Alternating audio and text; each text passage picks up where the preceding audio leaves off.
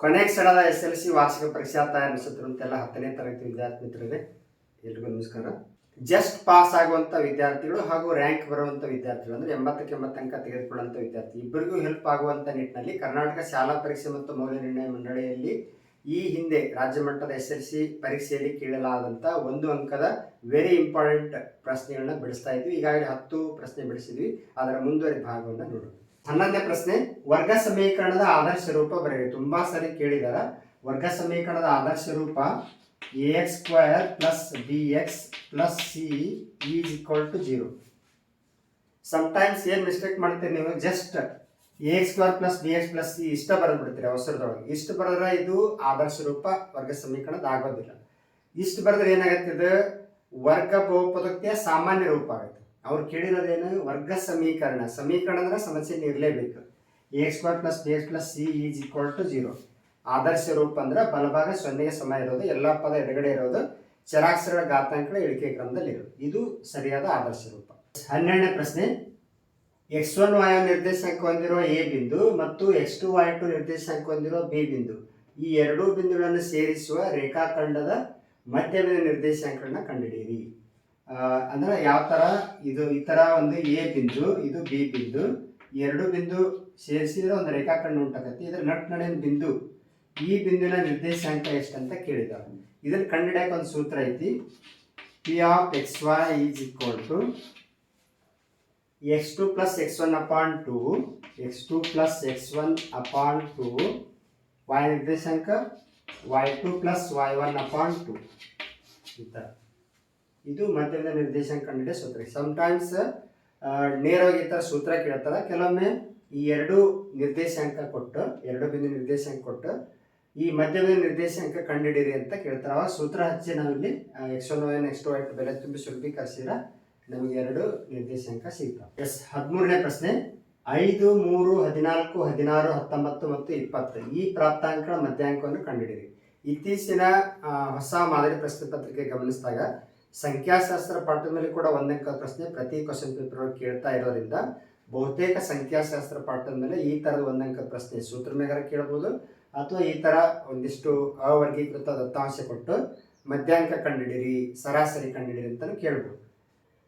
First ಇಲ್ಲಿ ನಾವೇನು ಮಾಡ್ಬೇಕಂದ್ರೆ ಇವನ್ನ ಏರಿಕೆ ಕ್ರಮದ ಬರ್ಕೋಬೇಕು. ಏರಿಕೆ ಕ್ರಮ, ಅತಿ ಚಿಕ್ಕ ಸಂಖ್ಯೆ ಯಾವುದು 3, ನೆಕ್ಸ್ಟ್ 5, 14, 16, 19, 20 ಏರಿಕೆ ಕ್ರಮದ ಬರ್ತೀವಿ. ಇವು ಟೋಟಲ್ ಎಷ್ಟದ ಎಣಿಸ್ಬೇಕು.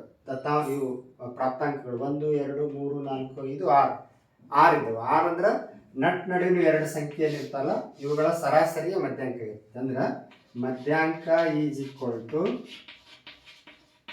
+ 16/2. ನಡುವಿನ ಎರಡು ಸಂಖ್ಯೆ ಕೂಡಿಸಿ 2ರಿಂದ ಭಾಗಿಸ್ಬೇಕು. 14, 16, 30/2 ಅಂದ್ರೆ 15 ಆಗ್ತದೆ. 2 × 15 ಈ ಥರ ಕಂಡುಹಿಡಿಬೇಕು. ಸಮಟೈಮ್ಸ್ ಬೆಸ ಸಂಖ್ಯೆಗಳಿದೆ ಅಂದ್ರೆ ಒಟ್ಟು ಪ್ರಾಪ್ತಾಂಕಗಳು ಬೆಸ ಆಗಿದ್ರು, ಅಂದ್ರೆ 5 ಆಗಿದ್ರೆ, 7 ಆಗಿದ್ರೆ, 11 ಆಗಿದ್ರೆ, ಅವಾಗ ನಡುವಿನ ಸಂಖ್ಯೆ ಸಿಗ್ತೈತೆ. ನಮಗೆ ಕೊಟ್ಟಿರೋ ಪ್ರಾಪ್ತಾಂಕಗಳನ್ನ ಏರಿಕೆ ಕ್ರಮದ ಬರೆದು ನಡುವೆ ಒಂದೇ ಒಂದು ಸಂಖ್ಯೆ ಸಿಗ್ತೈತಿ. ಅದ ಏನಾಗಿರ್ತೈತಿ, ನಮಗೆ ಮಧ್ಯಾಂಕ ಆಗಿರ್ತೈತಿ. ಇಲ್ಲಿ 6 ಸಂಖ್ಯೆ ಇರೋದ್ರಿಂದ ನಮಗೆ ನಡುವಿನ 2 ಸಂಖ್ಯೆ ತಗೊಂಡು 2ರಿಂದ ಭಾಗಿಸಬೇಕು. 14ನೇ ಪ್ರಶ್ನೆ, ಥೇಲ್ಸ್ ಪ್ರಮೇಯವನ್ನು ನಿರೂಪಿಸಿ. ಜಸ್ಟ್ ನೀವು ಚಿತ್ರ ನೋಡಿ ಡೆಫಿನೇಷನ್ನ ಹೆಂಗೆ ನೆನ್ಪಿಡೋದು ಅನ್ನೋದನ್ನು ನಾನು ಪ್ರಾಕ್ಟಿಕಲಿ ಹೇಳ್ತೀನಿ. ತ್ರಿಭುಜದ ಯಾವುದೇ ಎರಡು ಬಾಹುಗಳನ್ನು ಎರಡು ವಿಭಿನ್ನ ಬಿಂದುಗಳಲ್ಲಿ ಛೇದಿಸುವಂತೆ ಒಂದು ಬಾಹುವಿಗೆ ಸಮಾಂತರವಾಗಿ ಎಳೆದ ಸರಳ ರೇಖೆಯು ಉಳಿದೆರಡು ಬಾಹುಗಳನ್ನು ಸಮಾನುಪಾತದಲ್ಲಿ ವಿಭಾಗಿಸುತ್ತದೆ. ತ್ರಿಭುಜದ ಯಾವುದೇ ಎರಡು ಬಾಹುಗಳನ್ನು ಎರಡು ವಿಭಿನ್ನ ಬಿಂದುಗಳಲ್ಲಿ ಛೇದಿಸುವಂತೆ ಒಂದು ಬಾಹುವಿಗೆ ಸಮಾಂತರವಾಗಿ ಎಳೆದ ಸರಳ ರೇಖೆ ಉಳಿದೆರಡು ಬಾಹುಗಳನ್ನು ಸಮಾನುಪಾತದಲ್ಲಿ ವಿಭಾಗಿಸ್ತದೆ. ಅಂದ್ರೆ ನಾವು ತ್ರಿಭುಜ ABCಯಲ್ಲಿ DE ಸಮಾಂತರ BC ಆದ್ರೆ ED/DB = AE/EC.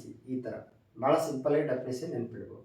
15ನೇ ಪ್ರಶ್ನೆ, ಶಂಕುವಿನ ಪಾರ್ಶ್ವಮನೋವಿಸ್ತೀರ್ಣ ಕಂಡುಹಿಡಿಯೋ ಸೂತ್ರ ಬರೀರಿ ಅಂತ ಕೇಳಿದ್ದಾರೆ. ಇತ್ತೀಚೆಗೆ ಏನು ಮಾಡ್ತಾ ಇದೆ ಅಂದ್ರೆ ಈ ಥರ ಚಿತ್ರ ಕೊಟ್ಟು ಇದ್ರ ಹೆಸರು ಹೇಳಂಗಿಲ್ಲ ಅವರು. ಈ ಘನಾಕೃತಿಯ ಪೂರ್ಣ ಮನೋವಿಸ್ತೀರ್ಣ ಕಂಡುಹಿಡಿಯೋ ಸೂತ್ರ ಬರೀರಿ, ಪಾರ್ಶ್ವಮನೋವಿಸ್ತೀರ್ಣ ಕಂಡುಹಿಡಿಯೋ ಸೂತ್ರ ಬರೀರಿ. ಅವಾಗ ನಾವು ಇದು ಯಾವ ಆಕೃತಿ ಶಂಕು ಅಂತ ಗೊತ್ತಾಗ್ತದೆ. ಶಂಕುವಿನ ಪಾರ್ಶ್ವಮನೋವಿಸ್ತೀರ್ಣ ಕಂಡುಹಿಡಿಯೋ ಸೂತ್ರ πr/l ಚದರಮಾನಗಳು.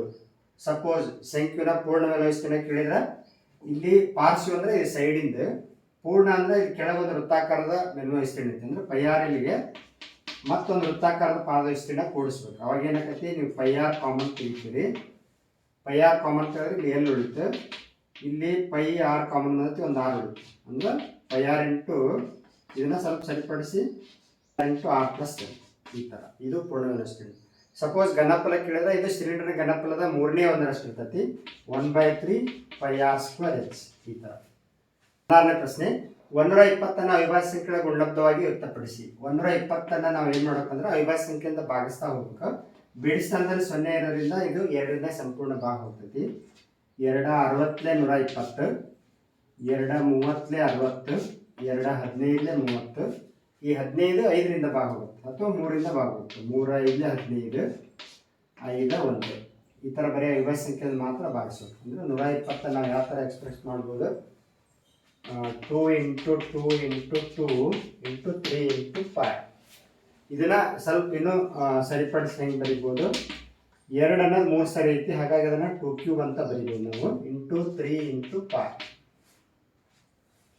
ಹಾಗಾಗಿ 120 ಅವಿಭಾಜ್ಯ ಸಂಖ್ಯೆಗಳ ಗುಣಲಬ್ಧವಾಗಿ ವ್ಯಕ್ತಪಡಿಸಿದಾಗ 2³ × 3 × 5.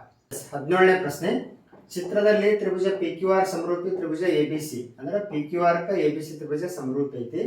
ಇವುಗಳಲ್ಲಿ ತ್ರಿಭುಜಗಳ ಅನುರೂಪ ಭಾವಗಳ ಜೋಡಿ, ಸರಿಯಾದ ಅನುರೂಪ ಭಾವಗಳ ಜೋಡಿ ಯಾವುದಂತ ಬಹು ಆಯ್ಕೆ ಪ್ರಶ್ನೆ ಕೊಟ್ಟಿರ್ತಾರೆ. ಇಲ್ಲಿ ಫಸ್ಟ್ ನಾವು ಅಂದ್ರೆ ತ್ರಿಭುಜ ಬೇರೆ ಬೇರೆ ಆ್ಯಂಗಲ್ ಒಳಗೆ ತಿರುಗಿಸಿದಾಗ ಸ್ವಲ್ಪ ನಮ್ಗೆ ಚೇಂಜ್ ಅನಿಸುತ್ತೆ. ಬಟ್ ನೀವು ನಿಖರವಾಗಿ ಅನುರೂಪ ಭಾವಗಳ ಅನುಪಾತ ಬರಿಬೇಕಾದ್ರೆ ಈಗ ಇದೇನು ABC ತ್ರಿಭುಜ ಐತಿಲ್ಲ, ಇದು ABC ಅಂತ ಬರ್ಕೊಳ್ಳೋಣ. ಎಸ್, ಈ ಚಿತ್ರದಾಗ ನೋಡ್ರಿ, ಇಲ್ಲಿ ಒಂದೇ ಒಂದು ಮಾರ್ಕ್ ಮಾಡಿದಾರ, ಈ ಕಡೆ ಒಂದೇ ಮಾರ್ಕ್ ಮಾಡಿರೋದು ಇದು. ಅಂದ್ರೆ ನಮಗೆ ಏನು ಗೊತ್ತಾಗುತ್ತಾ, ಕೋನ್ ಎದ ಅನುರೂಪ ಕೋನ ಕೋನ್ P. ಹಾಗಾಗಿ ನಾ ಇಲ್ಲಿ ಕೋನ್ ಎ ಇದ್ದಲ್ಲೇ P ಬರಿತೇನೆ ಚಿತ್ರ ಬಳಸ್ದಾಗ. ನೆಕ್ಸ್ಟ್ ಇಲ್ಲಿ 2 ಮಾರ್ಕ್ ಮಾಡಿದಾರ, ಇಲ್ಲಿ 2 ಮಾರ್ಕ್ ಮಾಡಿದಾರೆ. ಅಂದ್ರೆ ಕೋನ್ ಸಿ ದ ಅನುರೂಪ ಕೋನ R, ಇಲ್ಲಿ R ಅಂತ ಗೊತ್ತಾಯ್ತು. P ಗೊತ್ತ, R ಗೊತ್ತಾಯ್ತು, ಇನ್ನು ಉಳಿದದ್ದು ಒಂದು ಯಾವುದು Q ಆಗಿರ್ತೈತಿ.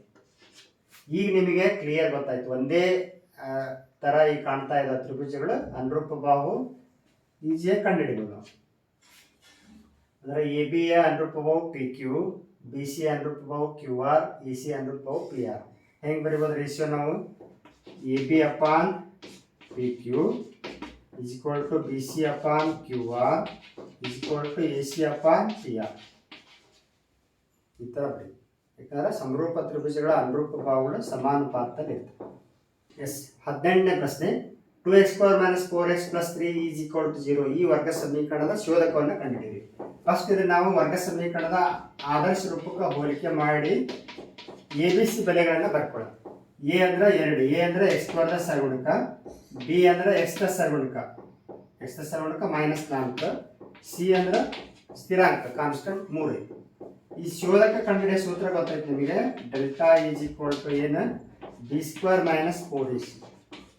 ಸೂತ್ರದಲ್ಲಿ ಬೆಲೆ ತುಂಬಿಡಿ. B ಅಂದ್ರೆ -4 ಹೋಲ್ ಸ್ಕ್ವೇರ್, 4 × A, A ಅಂದ್ರೆ 2, C ಅಂದ್ರೆ 3. -4 ಹೋಲ್ ಸ್ಕ್ವೇರ್ ಅಂದ್ರೆ -4 2 ಸರಿ ಕೂಡಿಸ್ಬೇಕಂತ ಅರ್ಥ. Minus into minus plus, 4 × 4 16, minus into plus minus, minus into plus minus, 4 × 8 8 3 24. ಒಂದು ಪ್ಲಸ್ ಒಂದು ಮೈನಸ್ ಐತಿ ಕಳಿಬೇಕು. 24 16 ಕಳೆದ್ರೆ -8. ಹಾಗಾಗಿ ಶೋಧಕದ ಬೆಲೆ ಎಷ್ಟು ಬಂತಂದ್ರೆ -8. ಜಸ್ಟ್ ಶೋಧಕದ ಬೆಲೆ ಅಷ್ಟೇ ಕೇಳ್ಯಾರ, ಮೂಲಗಳ ಸ್ವಭಾವ ಕೇಳಿಲ್ಲ. ಇಷ್ಟು ಬರೆದ್ರೆ ಒಂದಕ್ಕೆ ಈಸಿಯಾಗಿ. 19ನೇ ಪ್ರಶ್ನೆ, 6 ಮತ್ತು 3 ನಿರ್ದೇಶಾಂಕ ಹೊಂದಿರೋ ಒಂದು ಬಿಂದು, 4 7 ನಿರ್ದೇಶಾಂಕ ಹೊಂದಿರೋ ಮತ್ತೊಂದು ಬಿಂದು. ಅಂದ್ರೆ ಈ ಥರ 2 ಬಿಂದುಗಳಿದ್ದಾವೆ. ಈ 2 ಬಿಂದು ಸೇರಿಸಿದ್ರೆ ಒಂದು ರೇಖಾಖಂಡ ಆಗ್ತದೆ. ಇದು A ಬಿಂದು, ಇದು B ಬಿಂದು. ಇದು ನಿರ್ದೇಶಾಂಕ 6 3, ಇದು ನಿರ್ದೇಶಾಂಕ 4 7. ಈ 2 ಬಿಂದು ಸೇರಿಸುವ ರೇಖಾಖಂಡಕ್ಕೆ ಮಧ್ಯ ಬಿಂದು ನಡುವೆ ಒಂದು ಬಿಂದು ಇದ್ರೆ ಅದರ ನಿರ್ದೇಶಾಂಕ XY ಇದ್ರೆ ಇದು ನಿರ್ದೇಶಾಂಕ ಎಷ್ಟು ಅಂತ ಕೇಳಿದ್ದಾರೆ. ಮಧ್ಯ ಬಿಂದು ನಿರ್ದೇಶಾಂಕ ಕಂಡುಹಿಡಿಯೋ ಸೂತ್ರ P of XY = x ನಿರ್ದೇಶಾಂಕ ಏನು, x2 + x1 ಅಪಾನ್ 2, y ನಿರ್ದೇಶಾಂಕ y2 + y1 ಅಪಾನ್ 2. ಕೊಟ್ಟಿರೋ 2 ಬಿಂದುಗಳ ನಿರ್ದೇಶಾಂಕಗಳನ್ನು ನಾವು x1 y1, x2 y2 ಅಂತ ತಗೋಬೇಕು. ಸೂತ್ರದಲ್ಲಿ ಬೆಲೆ ತುಂಬ, x2 ಅಂದ್ರೆ 4 ಪ್ಲಸ್ x1 ಅಂದ್ರೆ 6 ಅಪಾನ್ 2, y2 ಅಂದ್ರೆ 7, y1 ಅಂದ್ರೆ 3 ಅಪಾನ್ 2. 4 6 10 upon 2, 7 3 10 upon 2. 2 ಒಂದೇ 2 ಐದೆ, 2 ಒಂದೇ 2 ಐದೆ.